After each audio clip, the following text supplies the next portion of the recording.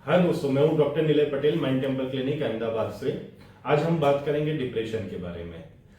तो डिप्रेशन एक clinical condition है, पर हमारे बहुत सारे क्लाइंट डिप्रेशन और जनरलाइज जो स्ट्रेस होता है उसको लेकर बहुत कंफ्यूज होते हैं। तो आइए हम जानते हैं क्या डिफरेंस होता है डिप्रेशन और स्ट्रेस में। तो डिप्रेशन एक क्लिनिकल कंडीशन है जहां पे देखा जाता है कि परसिस्टेंट 15 डेज या उससे ज्यादा आदमी का परसिस्टेंट सैडनेस ऑफ मूड है, मतलब कि उदास फील करता है, या तो decrease pleasure in pleasurable activities, जैसे कि पहले उसको जो चीज में इंटरेस्ट था उसमें इंटरेस्ट कम हो रहा है। ये दोनों जो साइन है अगर वो बहुत परसिस्टेंटली रह रहे हैं तो उसको हम डिप्रेशन बोल सकते हैं। और साथ में जैसे नेगेटिव थॉट्स आना, स्लीप डिस्टर्बेंस होना, डिक्रीज एपेटाइट के मतलब भूख नहीं लगना, और चिड़चिड़ापन, गुस्सा, और अगर वो बहुत सिवियरिटी पे है तो आदमी को होपलेसनेस फील होता है, वर्थलेसनेस फील होता है, और कभी कभी सुसाइडल आइडिएशन या सुसाइडल थॉट्स भी होते हैं। वो दिखाते हैं कि डिप्रेशन में भी सिवियरिटी कितनी है। तो डिफरेंट सिवियरिटी पे डिप्रेशन के सिम्टम्स चेंज होते रहते हैं।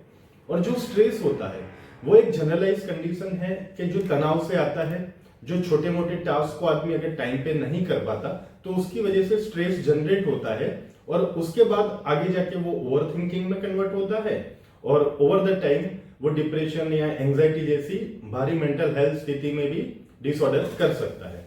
तो आइए हम जानते हैं कि डिप्रेशन होने के लिए जिम्मेदार कारण क्या क्या है। तो यहाँ पे हम देखते हैं, एक तो पहला है बायोलॉजिकल रीजन, जिसमें सेरोटोनिन कम हो जाना, या तो बहुत सारे जो अलग हॉर्मोन्स है, डोपामिन, सेरोटोनिन, इसका इम्बैलेंस हो जाना, और उसकी वजह से एक सेकेंडरी सैडनेस डेवलप होती है। अब उसके लिए जेनेटिक रीजन भी हो सकता है एक कारण, परसिस्टेंट स्ट्रेस होना, ओवर थिंकिंग होना, या तो जो चीजों को कॉप अप नहीं कर पाते वो ओवर द टाइम डिप्रेशन में इंसान जाता है। तो ये रीजन हो गए कि डिप्रेशन होने के। अब डिप्रेशन से बाहर आने के लिए आप क्या कर सकते हो? तो डिप्रेशन से बाहर आने के लिए अभी प्रोफेशनल हेल्प अवेलेबल है, जैसे कि आप साइकियाट्रिस्ट, साइकोलॉजिस्ट को मिल सकते हो।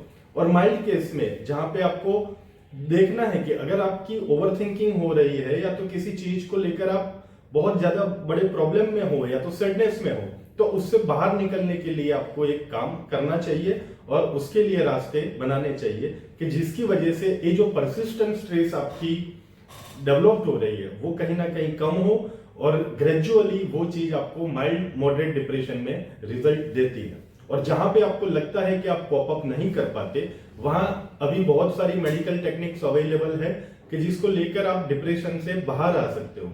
पर डिप्रेशन ये कोई जनरलाइज चीज नहीं है, ये सबको हो सकती है, किसी भी रिलीजन के आदमी को हो सकती है, किसी के पोस्ट के आदमी को हो सकती है, और कोई भी सोशियो इकोनॉमिकल क्लास की आदमी को हो सकती है।